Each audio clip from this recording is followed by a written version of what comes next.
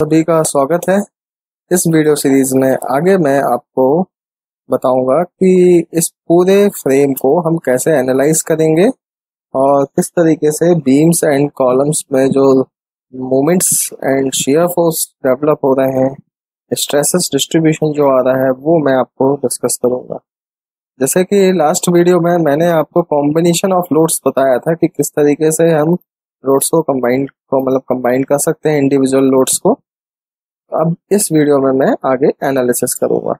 तो देखिए यहाँ पर जैसे ही हमने लोड्स लगा चुके होते हैं तो जनरल ऑप्शन आपको यहाँ पर पेज में ऑप्शन में दिख रहा होगा।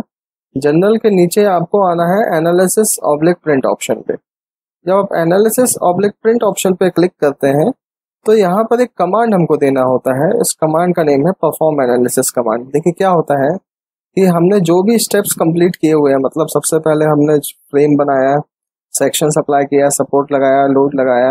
अब उसके बाद जब हम उसको एनालाइज करना चाहते हैं ना तो सॉफ्टवेयर को एक कमांड देनी होती है कि हमें एनालिसिस परफॉर्म करना है। तो यहाँ पे देखिए एक परफॉर्म एनालिसिस कमांड यहाँ पे हमारे पास यहाँ पे है। इस कमांड को सिर्फ आपने क्या करना है, ऐड करना है।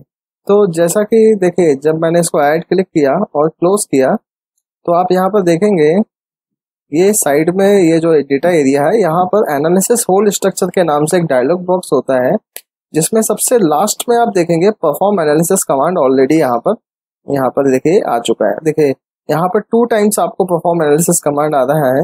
ये इसी वजह से आ रहा है क्योंकि मैंने इस पर्टिकुलर फाइल में पहले से ही इसको ऐड किया हुआ था।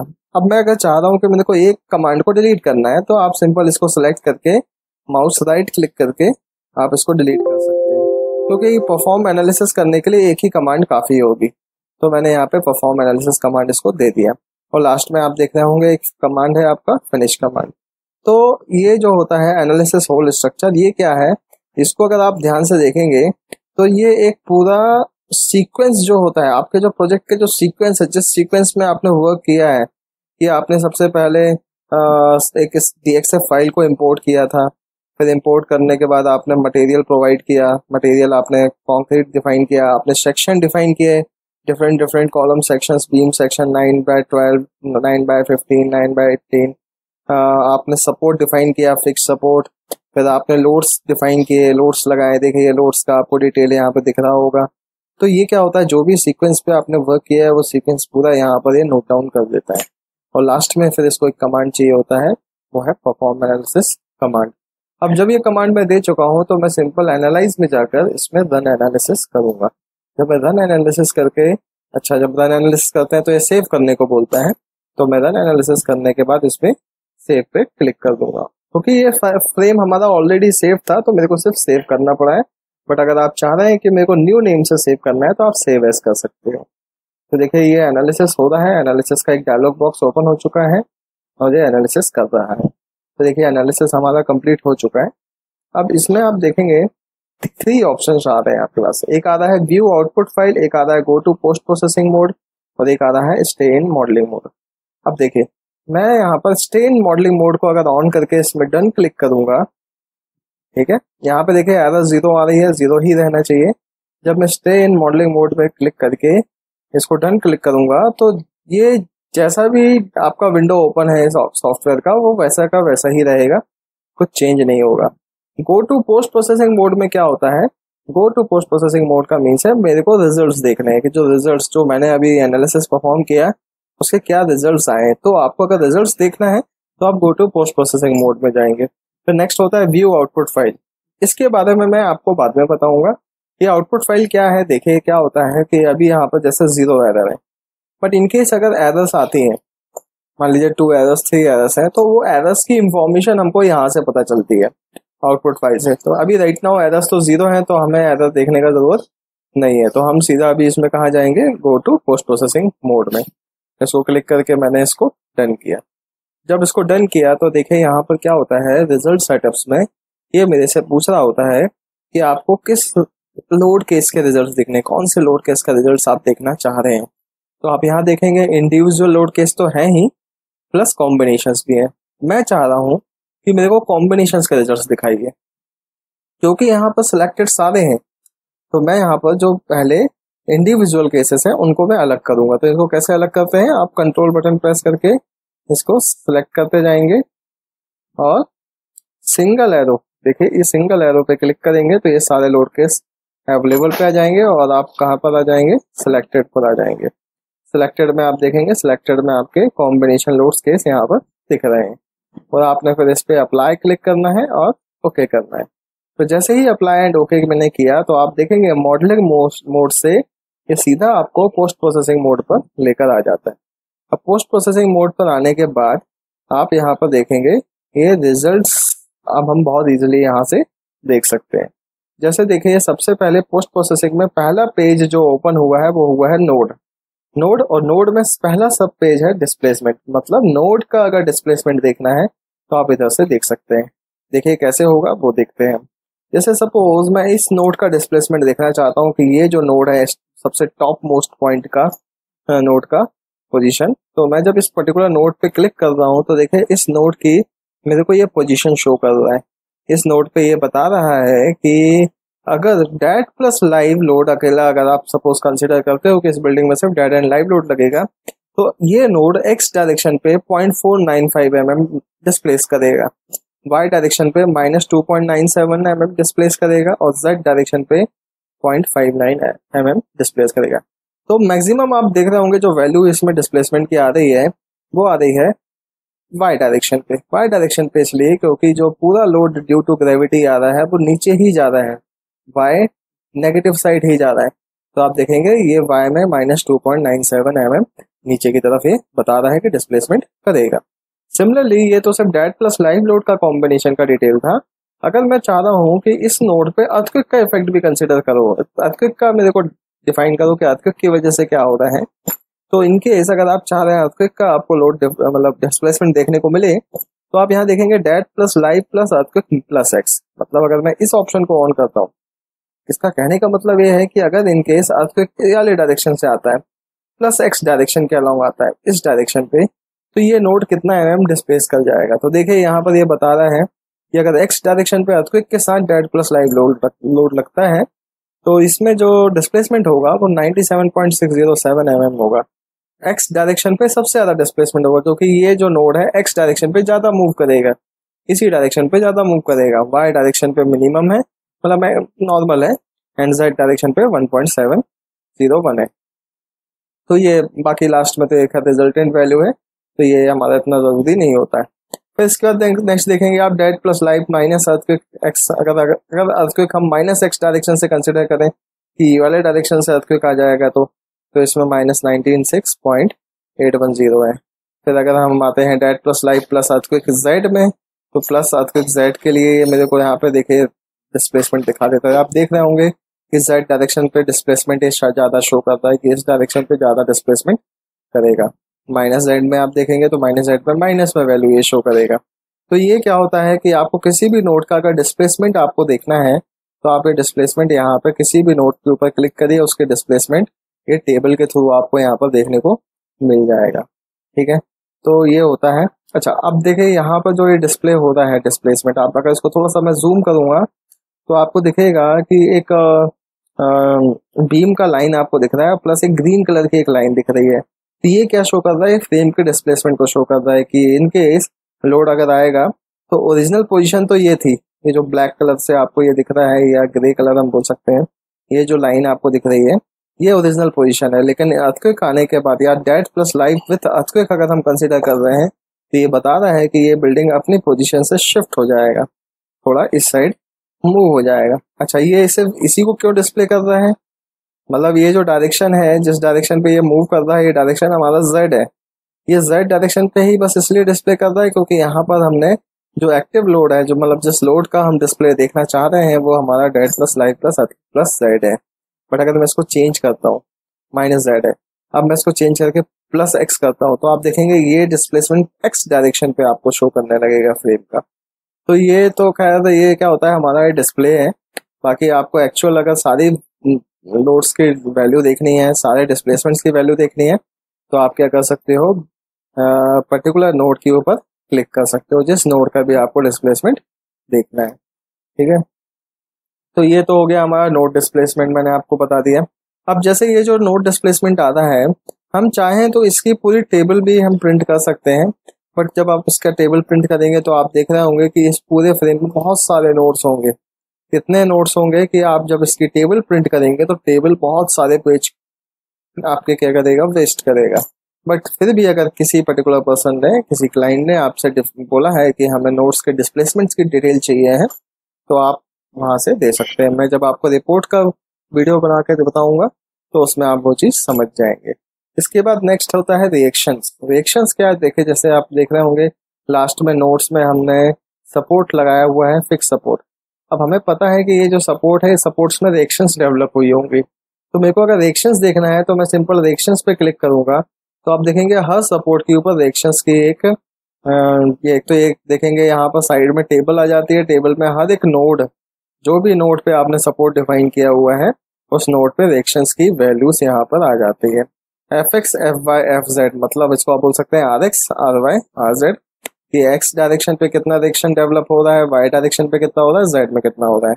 मतलब अगर मैं किसी एक पर्टिकुलर नोड को देखना चाहता हूँ तो मैं जब इस नोड पे क्लिक करता हूँ, देखिए ये नोड नंबर 29 हाईलाइट हो रहा है।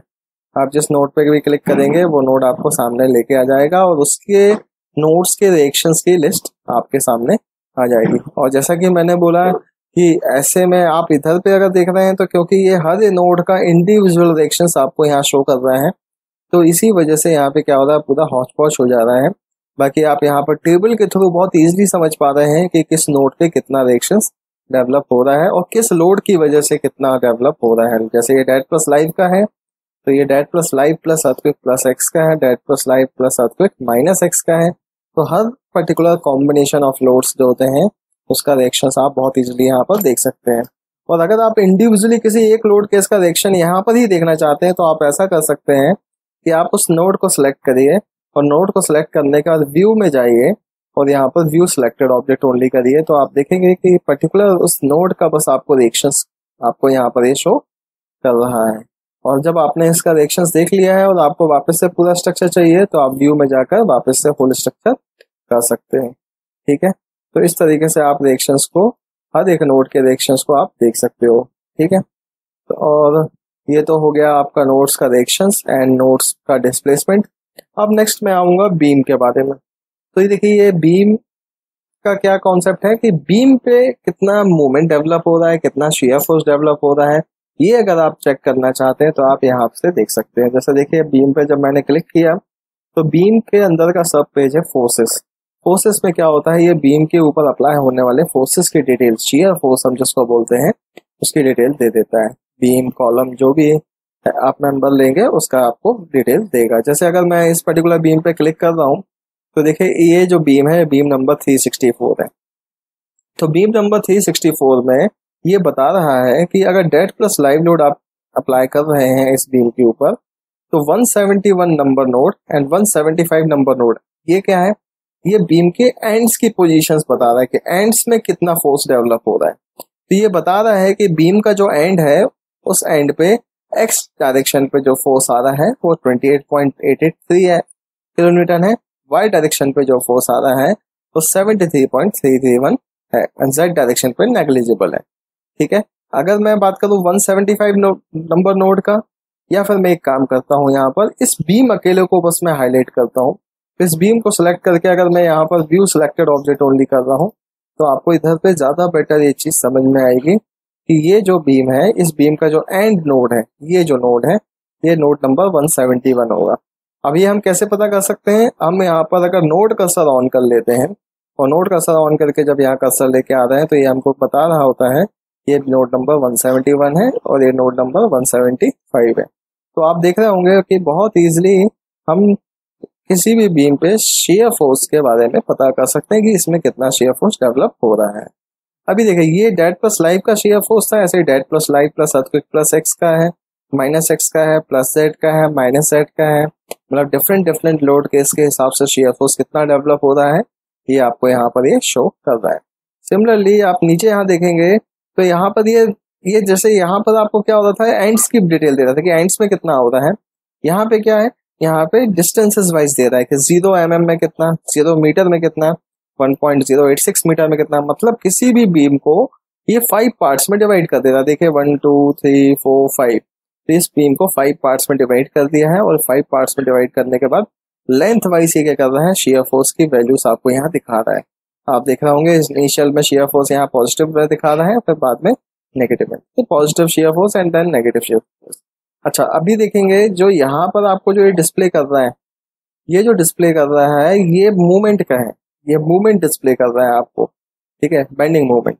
बट हम चाह रहे हैं कि अगर हमें शेयर फोर्स का आप वैल्यूज डिस्प्ले करें या ग्राफ डिस्प्ले करें, तो यहाँ पर हम इसको कैसे डिस्प्ले कर सकते हैं वो मैं आपको बताता हूँ। देखिए यहाँ पर एक टूल बार होता है हमारे पास, उस टूल बार का नेम है result tool bar.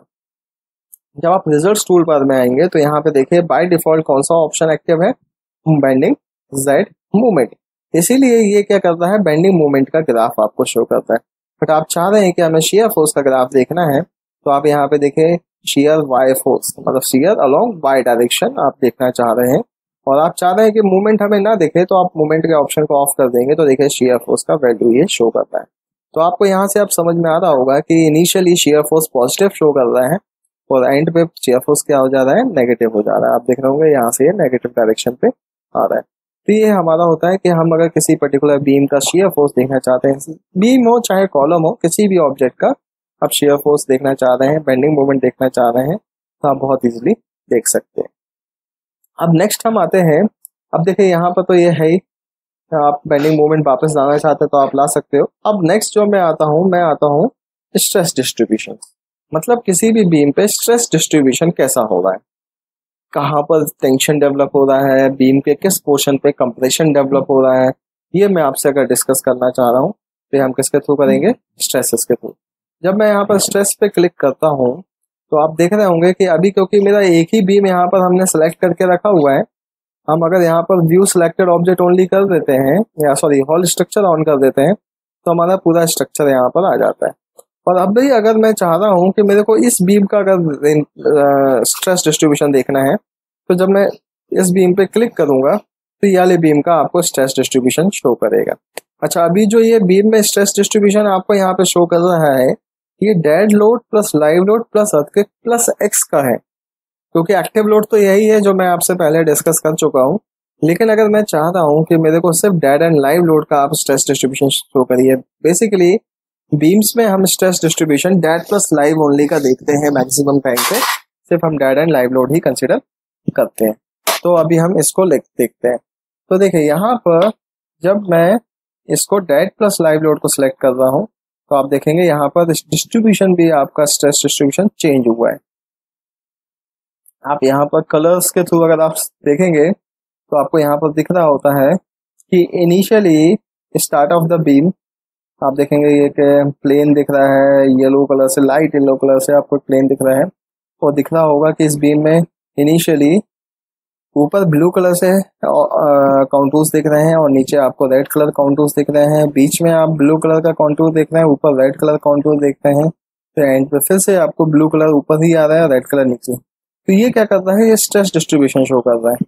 Stress distribution में क्या है, इसमें क्या होता है, जो ब्लू कलर है ये टेंशन के पार्ट को डिफाइन करता है। ये शो कर रहा है कि जब स्टार्ट ऑफ द बीम है आपकी, तो स्टार्ट ऑफ द बीम पे टेंशन कहाँ पर है, ऊपर की तरफ है। अच्छा, ये कंडीशन कब आती है, जब हम फिक्स सपोर्ट लेके चलते हैं, फिक्स्ड बीम, मतलब अभी ये जो बीम हमारी है ये फिक्स्ड बीम है। In case of simply supported beam, अगर हम सिंपली सपोर्टेड बीम लेके चल रहे होते हैं, तो सिंपली सपोर्टेड बीम में हमें पता होता है कि टेंशन पूरा नीचे होता है। मतलब ये बीम का अगर ये एलिवेशन है, तो बीम के एलिवेशन में टेंशन पूरा नीचे के फाइबर में होगा, नीचे टेंशन होगा और ऊपर पूरे में क्या होता है, कंप्रेशन होता है।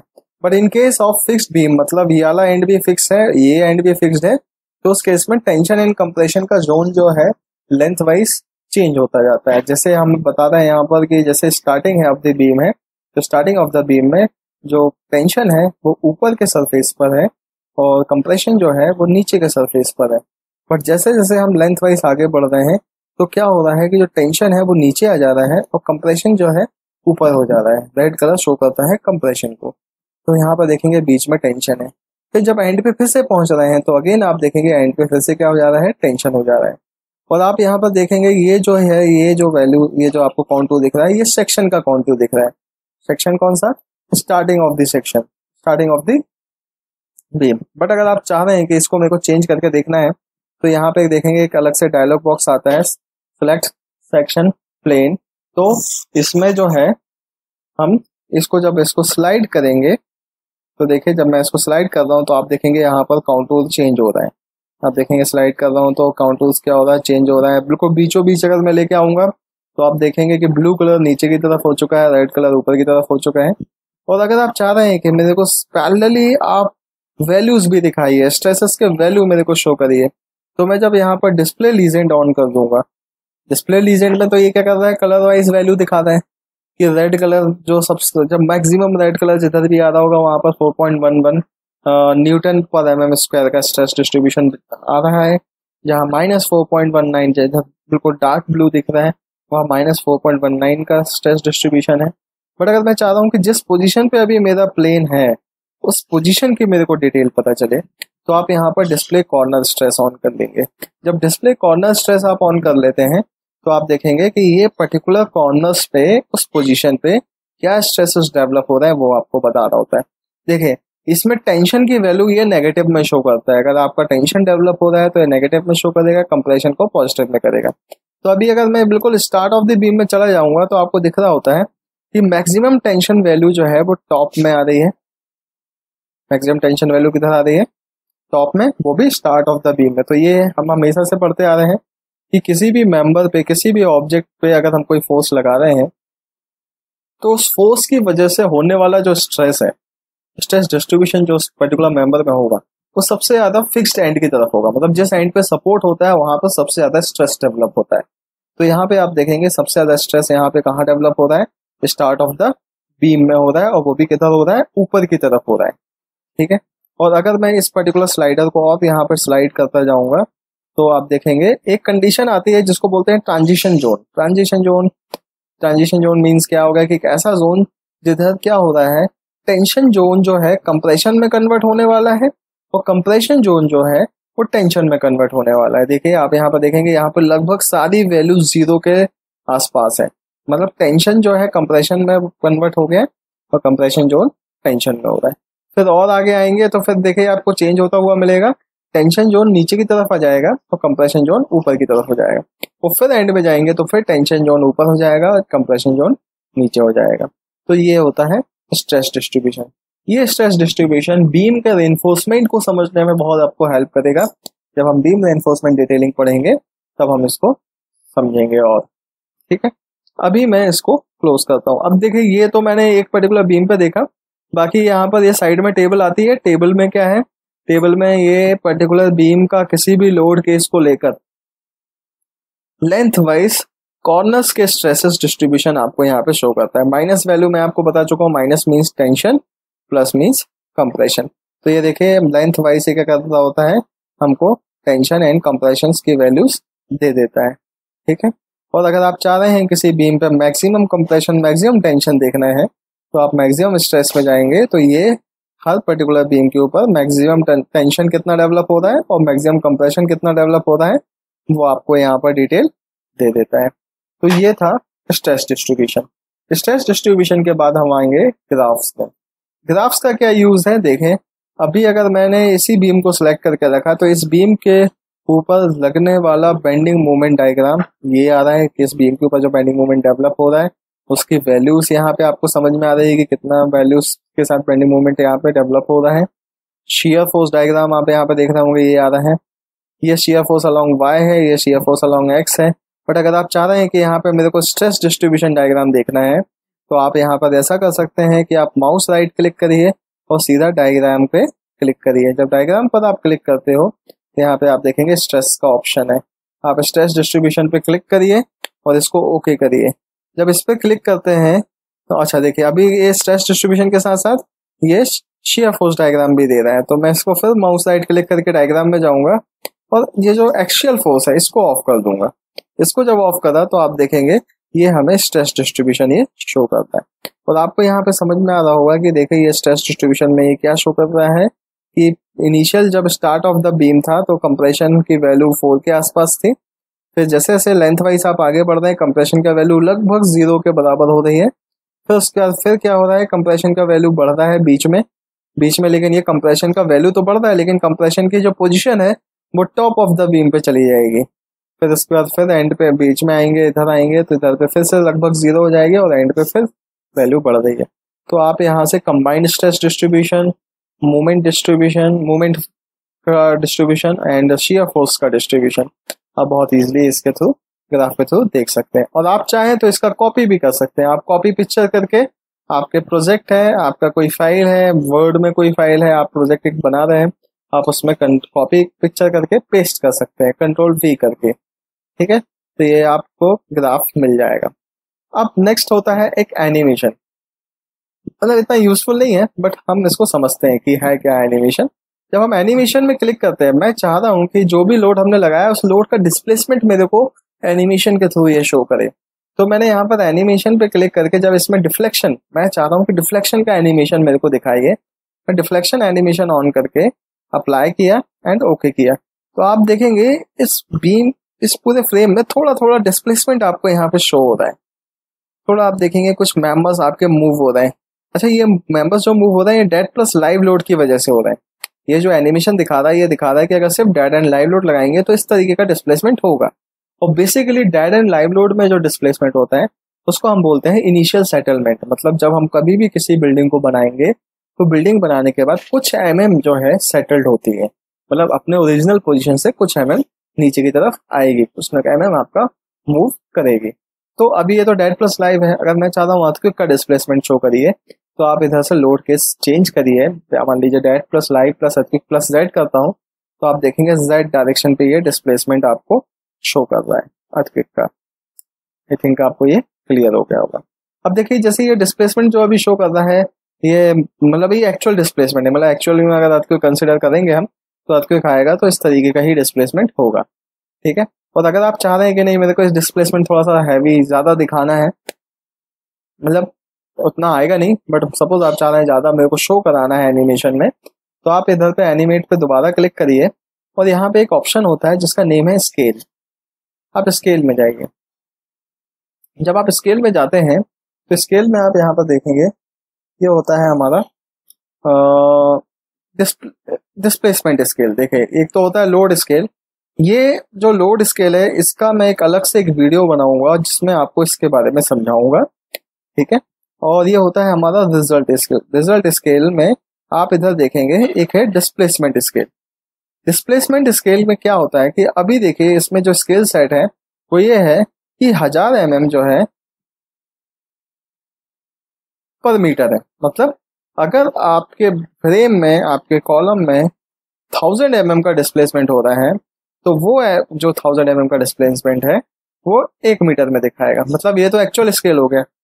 तो हम 1 मीटर इक्वल टू 1000 mm होता है, तो ये तो एक्चुअल स्केल हो गया। बट अगर इनकेस मैं यहाँ चेंज करता हूँ, मैं यहाँ पे ये बोलता हूँ कि इनकेस 100 mm का भी अगर डिस्प्लेसमेंट हो रहा है, तो 100 mm का डिस्प्लेसमेंट मेरे को 1 मीटर में देखना है, 1 मीटर में देखना है। तो मैंने इसको सपोज यहाँ पे स्केल को कम कर दिया, इसको अप्लाई किया, ओके किया, और इसके बाद फिर से एनिमेट पे क्लिक करके डिफ्लेक्शन ऑन करके इसको अप्लाई कर दिया, तो आप देखेंगे आपको एनिमेशन जो है वो ज्यादा शो कर रहा है। बट एक्चुअल में ऐसा होगा नहीं, ये सिर्फ हमने क्या किया हुआ है, स्केल को बढ़ाया हुआ है। तो अभी देखेंगे ये जो मैंने आपको इस वीडियो में बताया है, ये बताया है पोस्ट प्रोसेसिंग मोड में हम कैसे नोड्स में, बीम्स में फोर्सेस, स्ट्रेस डिस्ट्रीब्यूशन देख सकते हैं। नेक्स्ट वीडियो में मैं आपको रिपोर्ट कैसे हम निकाल सकते हैं और कैसे हम उसको प्रिंट कर सकते हैं वो मैं आपको बताऊंगा। अभी के लिए इतना ही। Thank you.